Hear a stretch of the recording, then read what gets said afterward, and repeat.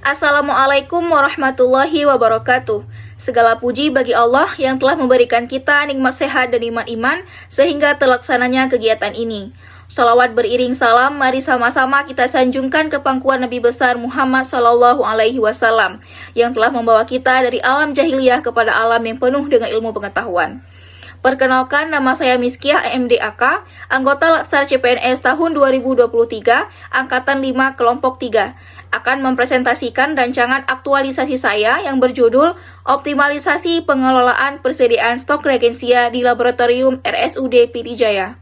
Adapun latar belakang mengapa saya mengangkat isu ini yaitu operasional dan produktivitas kerja dalam laboratorium perlu ditunjang dengan pengelolaan persediaan stok, khususnya persediaan stok reagensia agar proses pelayanan laboratorium tidak terhambat dan berjalan dengan baik. Pengelolaan persediaan stok reagensia adalah kegiatan pencatatan penggunaan reagensia yang dilakukan setiap hari di kartu stok dengan mencatat jumlah pemakaian dan sisa stok. Kegiatan pencatatan di kartu stok yaitu mencatat jumlah pemakaian dan sisa stok belum dilakukan di laboratorium RSUD PD Jaya, sehingga masih sering terjadinya kekosongan reagensia saat dibutuhkan. Akibatnya, jenis pemeriksaan yang reagensianya sudah habis harus ditunda dan dokter pun sulit untuk mendiagnosa pasien karena belum ada hasil laboratorium. Hal tersebut yang menjadi penghalang bagi kinerja sebagai syarat laboratorium yang baik. Oleh karena itu, penulis ingin berkontribusi memberikan inovasi baru yaitu optimalisasi pengelolaan persediaan stok reagensia di laboratorium RSUD PD Jaya. Gambaran organisasi. Rumah Sakit Umum Daerah PD Jaya sudah didirikan sebelum dilakukan pemekaran Kabupaten PD dan diresmikan operasionalnya pada tanggal 10 September 2007. Rumah Sakit Umum Daerah PD Jaya sudah teregistrasi di Kementerian Kesehatan RI pada tanggal 17 Oktober 2011, kemudian ditetapkan sebagai Rumah Sakit Kelas C. Sejak tahun 2007 sampai dengan 10 Desember 2015, Rumah Sakit Umum Daerah Kabupaten PD Jaya berada di bawah naungan Dinas Kesehatan PD Jaya. Kemudian, Rumah Sakit Umum Daerah PD Jaya telah berdiri sendiri sebagai lembaga satuan kerja perangkat daerah Kabupaten PD Jaya yang berfungsi sebagai pelaksana pelayanan kesehatan rujukan tingkat lanjutan pada tahun 2015. Kemudian, pada tahun 2020, menjadi UPTD BLUD RSUD PD Jaya sehingga rumah sakit dapat mengelola keuangan secara mandiri. Pada tahun 2011, Gubernur Aceh menetapkan izin operasional Rumah Sakit Umum Daerah PD Jaya sebagai Rumah Sakit Umum Kelas B. Dan akhirnya pada tahun 2023, Rumah Sakit Umum Daerah PD Jaya lulus akreditasi tingkat paripurna. Adapun visi dari Rumah Sakit Umum Daerah PD Jaya yaitu menjadikan fungsi rumah sakit sebagai salah satu pusat pelayanan yang dapat meningkatkan derajat kesehatan masyarakat PD Jaya dengan mengutamakan kualitas dan daya saing yang tinggi, serta menjamin terpenuhinya hak-hak dan kewajiban setiap pasien, keluarga, serta keamanan dan kenyamanan bagi setiap petugas kesehatan. Dan misinya yaitu ada 8, yang pertama ibadah, kemudian meningkatkan kualitas pelayanan hingga menciptakan fungsi rumah sakit selain berfungsi sebagai pelayanan juga dapat berfungsi sebagai fungsi sosial. Uraian tugas saya sebagai analis kesehatan yaitu yang pertama, melaksanakan pengambilan dan penanganan bahan pemeriksaan laboratorium sesuai standar pelayanan dan standar operasional prosedur. Yang kedua, melaksanakan kegiatan pemantapan mutu, pencatatan, dan pelaporan. Dan yang ketiga, melaksanakan kegiatan keamanan dan keselamatan kerja laboratorium. Yang keempat, melakukan konsultasi dengan penanggung jawab teknis laboratorium atau tenaga teknis lainnya. Setelah bekerja di laboratorium RSUD PD Jaya, saya telah mengidentifikasi 3 isu, yaitu yang pertama dari aspek manajemen ASN, belum optimalnya pengelolaan persediaan stok reagensia di laboratorium RSUD PD Jaya. Yang kedua, juga dari aspek manajemen ASN, belum adanya evaluasi dan monitoring penyimpanan reagensia di laboratorium RSUD PD Jaya. Dan yang ketiga, dari aspek Smart ASN, belum adanya penerapan sistem list atau Laboratorium Information System di laboratorium RSUD PD Jaya. Analisis isu. Setelah menganalisis isu menggunakan metode USG, maka didapatkan skor yang paling tinggi yaitu dengan isu belum optimalnya pengelolaan persediaan stok reagensia di laboratorium RSUD PD Jaya dengan total skor yaitu 14. Analisis penyebab core isu menggunakan diagram fishbone.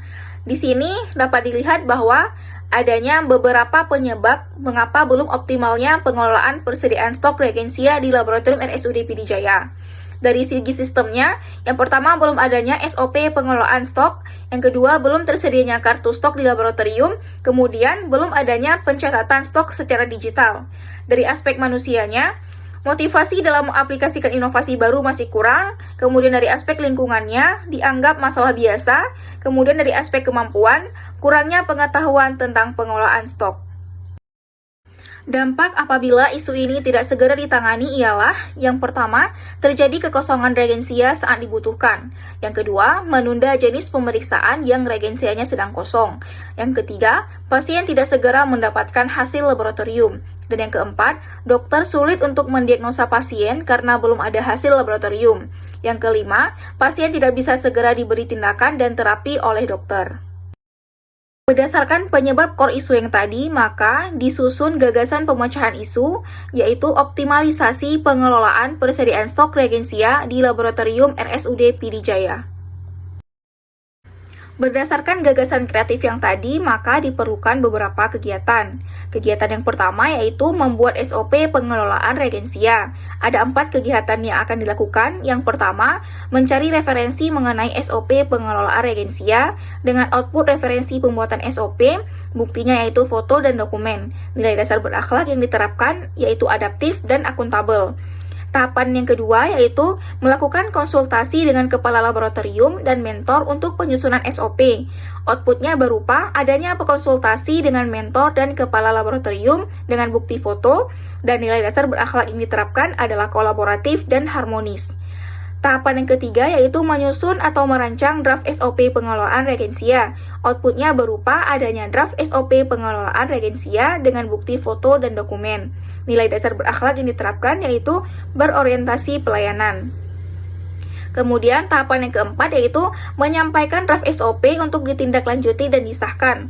Outputnya berupa adanya draft SOP pengelolaan reagensia yang sudah ditandatangani dan disahkan. Buktinya berupa foto dan dokumen. Nilai dasar berakhlak yang diterapkan yaitu kolaboratif. Penguatan nilai organisasi. Dengan membuat SOP pengelolaan reagensia akan meningkatkan nilai adaptif, berorientasi pelayanan, dan kolaboratif. Kegiatan yang kedua yaitu pembuatan kartu stok. Ada 4 tahapan kegiatannya. Yang pertama, melakukan koordinasi dengan kepala laboratorium dan mentor. Outputnya berupa adanya konsultasi dengan mentor dan kepala laboratorium dengan buktinya adalah foto.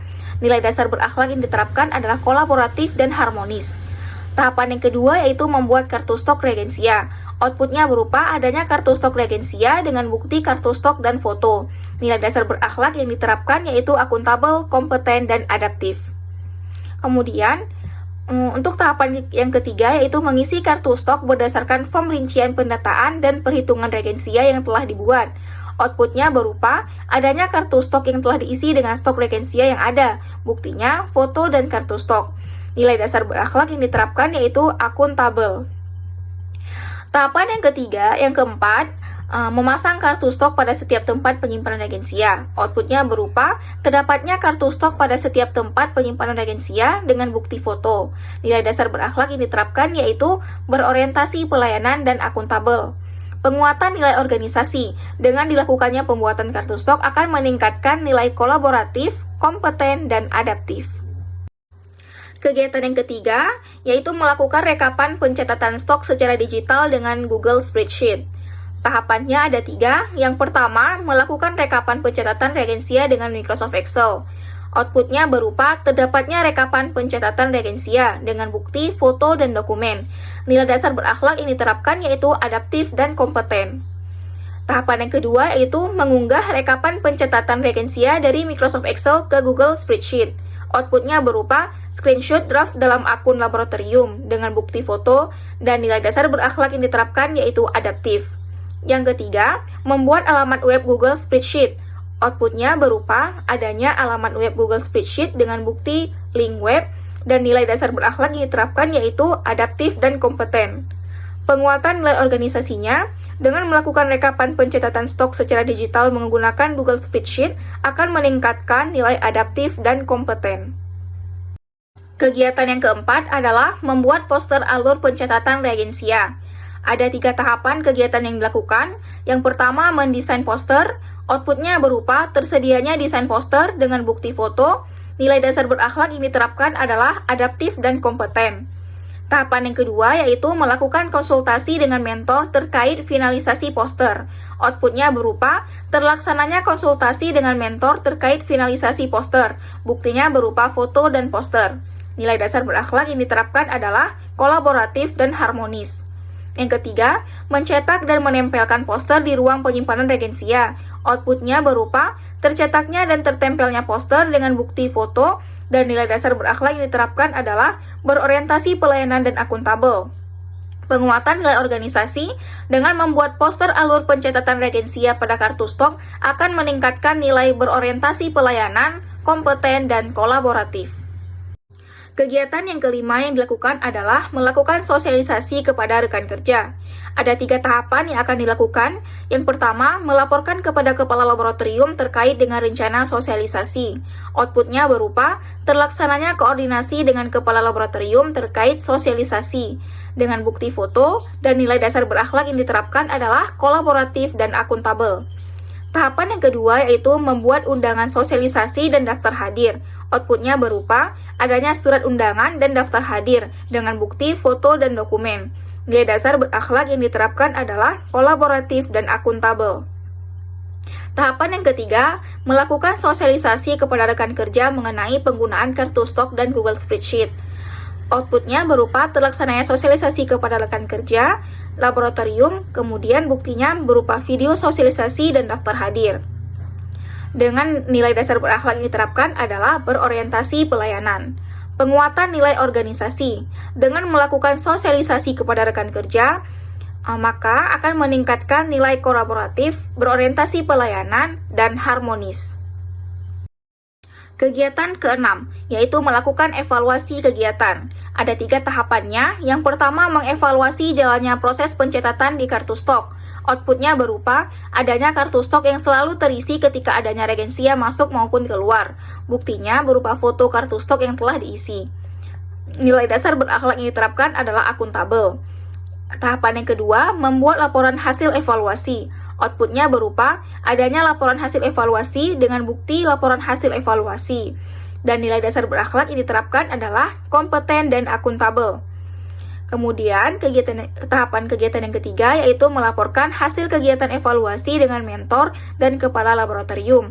Outputnya berupa terlaksananya pelaporan kepada mentor dan kepala laboratorium terkait hasil evaluasi. Buktinya berupa foto dan dokumen. Nilai dasar berakhlak yang diterapkan adalah harmonis dan kolaboratif. Penguatan nilai organisasi. Dengan melakukan evaluasi kegiatan akan meningkatkan nilai kompeten, harmonis, dan kolaboratif. Berikut ini adalah jadwal pelaksanaan kegiatan. Dimulai dari tanggal 8 Mei 2023 dengan kegiatan yang pertama yaitu membuat SOP pengelolaan regensia hingga tanggal 2 Juli 2023 yaitu melakukan evaluasi kegiatan. Sekian presentasi dari saya, mohon maaf jika ada kesalahan kata yang telah saya sampaikan. Saya akhiri, wassalamualaikum warahmatullahi wabarakatuh.